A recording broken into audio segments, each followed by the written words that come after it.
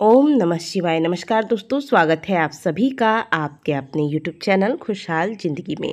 आज है भाद्रपद की पूर्णिमा तिथि और आज ही से पितरों को समर्पित 16 श्राद्ध आरंभ हो जाते हैं, जिसे हम सभी पितृपक्ष के नाम से जानते हैं। पूर्णिमा श्राद्ध से लेकर अश्विन मास की अमावस्या तिथि का जो समय होता है, इसे हम पितरों को समर्पित करते हैं। इस दौरान पितरों के निमित्त श्राद्ध, तर्पण, दान, पिंडदान, ब्राह्मण भोज इत्यादि करने का विधान है। यह जो 16 दिनों का समय होता है, इन 16 दिनों में आपको जो भी धार्मिक कर्म करना है, उसका एक ही उद्देश्य होना चाहिए कि यह कार्य हम अपने पितरों की आत्मा शांति के लिए, अपने पितरों को तृप्त करने के लिए कर रहे हैं। जैसे कि आप तुलसी माता को जल अर्पित करते हैं, तो माता तुलसी से पितरों की आत्मा शांति के लिए प्रार्थना करें। सूर्य नारायण को अर्घ देते समय जल में तिल डालकर जल अर्पित करें और सूर्य नारायण से प्रार्थना करें कि हे सूर्य नारायण, आपकी कृपा से सदैव मेरे पितृ तृप्त रहें। पितृपक्ष के दौरान प्रतिदिन पीपल को सींचना भी अत्यंत शुभ माना जाता है। इसके लिए आप एक लोटे में काला तिल, अक्षत के दाने और थोड़े से मिश्री, साथ में एक सफ़ेद पुष्प लेकर किसी विशाल पीपल के वृक्ष के पास जाएं, दक्षिण दिशा की ओर मुँह करें और यह जल पितरों का ध्यान करते हुए पीपल को अर्पित करें। कहा जाता है कि श्राद्ध पक्ष के दौरान जो जल हम पीपल को अर्पित करते हैं दक्षिण दिशा की ओर मुँह करके, यह जल सीधे पितरों को प्राप्त हो जाता है और इससे पितृ तृप्त होते हैं। तो यह कार्य भी आप कर सकते हैं।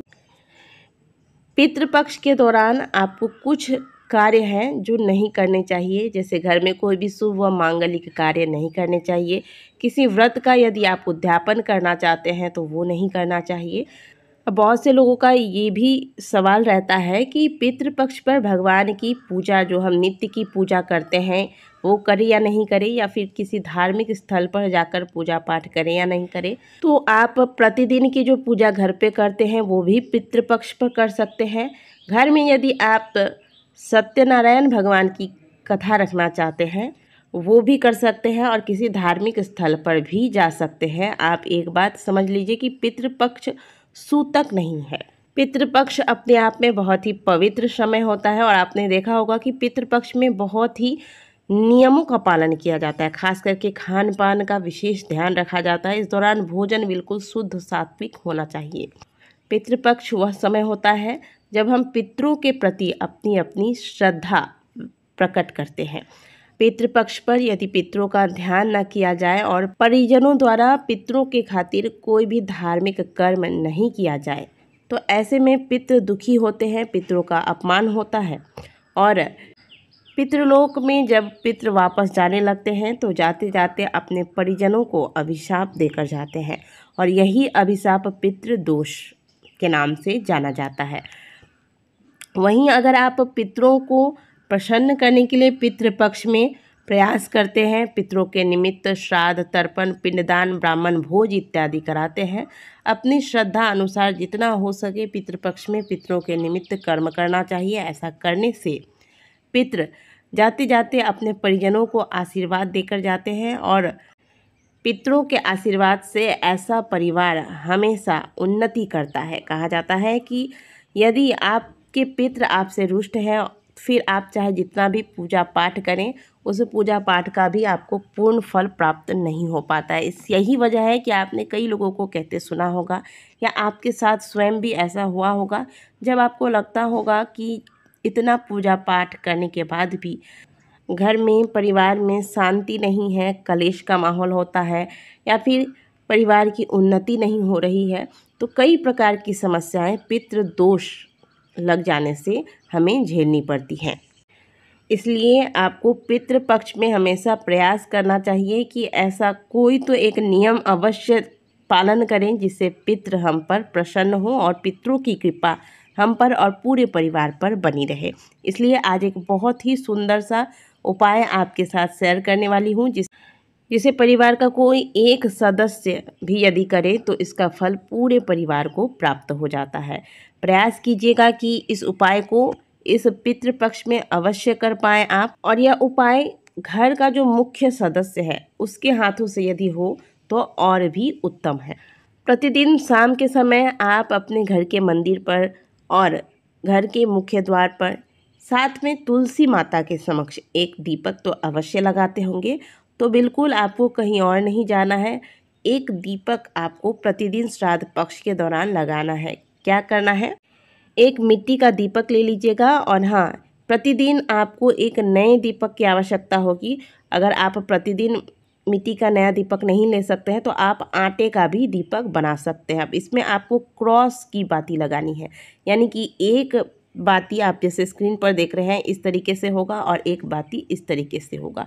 दो सफ़ेद रुई की बाती लेकर इस प्रकार से आपको क्रॉस करके बाती लगानी है। इसके बाद इस दीपक में आपको गाय का शुद्ध घी भर देना है। अब इस दीपक को मैं आपको 2 स्थान बताऊंगी, उनमें से कहीं भी आप लगा सकते हैं। पहला स्थान, घर में जो पीने का पानी आप रखते हैं, अगर आप मटका रखते हैं तो वहाँ, और नहीं तो जहाँ आप फिल्टर या आरओ आपने लगा कर रखा है वहाँ भी लगा सकते हैं। दीपक को डायरेक्ट ज़मीन पर नहीं रखना है, एक छोटा सा प्लेट ले लीजिएगा और इसमें थोड़ा सा अक्षत डालकर इसके बाद इसके ऊपर दीपक को आपको स्थापित करना है। दीपक का मुंह दक्षिण दिशा की ओर हो, इस बात का ध्यान रखिएगा। पितरों का ध्यान करने से पहले आप भगवान नारायण का ध्यान करें, क्योंकि पितरों के देव नारायण ही हैं। तो 7 बार ओम नारायणाय नमः बोलकर नारायण भगवान को प्रणाम करें और पितरों की आत्मा शांति के लिए उनसे प्रार्थना करें। इसके बाद पितरों का ध्यान करें, फिर आपको दीपक बताए हुए स्थान पर स्थापित कर देना है। मान लीजिए कि आप जल वाले स्थान पर इस दीपक को नहीं रख सकते हैं, तब ऐसे में आप घर में जहाँ खाना बनाते हैं तो आपको अपने चूल्हे के पास रखना है। बिल्कुल इसी तरीके से दीपक लगाना है, इसी तरीके से भगवान का ध्यान करके आत्मा पितरों की आत्मा शांति के लिए प्रार्थना करके दीपक स्थापित करना है। बस जगह मैंने आपको 2 बताया, पहला जल वाला मटका या फिर फिल्टर जहां आप रखते हैं वहां, और दूसरा रसोई में जहां आप खाना बनाते हैं उस चूल्हे के पास। आपको प्रतिदिन पितृपक्ष में यह कार्य करना है और शाम के समय करना है। इस उपाय को करने से पहले आपके घर के मंदिर में तुलसी के पास दीपक जो आप प्रतिदिन शाम के समय लगाते हैं वो लग जाना चाहिए, फिर इस उपाय को कीजिएगा। और यदि किसी वजह से जो इस उपाय को आरंभ किया था जिसने, वो घर पे नहीं रह पाते हैं तो घर का अन्य सदस्य भी इस उपाय को कर सकता है। तो पितृपक्ष के दौरान यदि आप पितरों के निमित्त बहुत कुछ नहीं कर पा रहे हैं या तो पूरे पितृपक्ष में आप इस उपाय को करके देखिए, आपके पितृ आप पर अवश्य प्रसन्न होंगे। आशा करते हैं कि दी गई जानकारी आपको अच्छी लगी होगी। वीडियो अगर आपको अच्छी लगी है तो वीडियो को लाइक ज़रूर कीजिएगा। मिलते हैं आपसे अगले वीडियो में।